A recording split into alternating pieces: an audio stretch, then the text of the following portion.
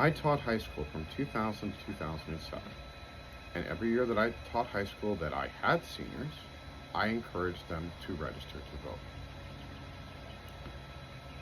2001 was the year that I had the most amount of seniors, and was also the year that 9/11 happened. So 2001 to 2002 school year, September to June kind of thing.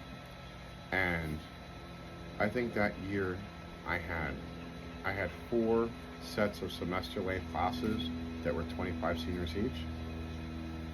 And after 9/11, they actually in West Palm Beach brought the voter registrar to the campus because my campus had 4,500 students. It was worth bringing them there. Myself and my department chair called up, and we were able to do it through the social studies class, that we were able to take kids to the seniors that had not registered to get them to register. It's not that difficult to do. The counterpoint to this is what's being presented before. In Texas, where it's also encouraged to have children register, it's not being done. And why do you think that is? What's the common denominator for people under the age of 30? Well, I don't mean to be cynical, but it's an 80-20 split for Joe Biden and Donald Trump. Donald Trump is the 20%. So I think that's a big reason that Texas is not pushing the youth to register. Now, the one nice thing is we have time, and Texas is a big state, and there are a lot of people in Texas that are women. My advice, Texans, get your 5. See if you can talk to 5 people, friends and family, that have not voted, and make sure they vote.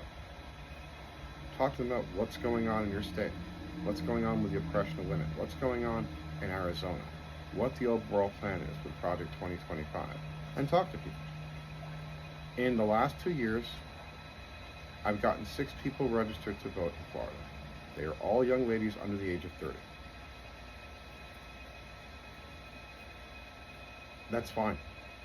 If I can get a young gentleman to vote too, I'll do that as well, but it's just who I've been working with in insurance. Do this. Use your voice, use your intelligence, use your compassion to explain to someone who might not be thinking it's important about what's going to happen. Talk to people about Project 2025.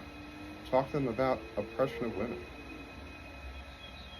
women's sovereignty, how we're seeing a degradation of rights that people fought for in our lifetime. My daughter, who is 25, has less rights than my mom, who has been dead since 2003. My mom lived in a world where there was Roe.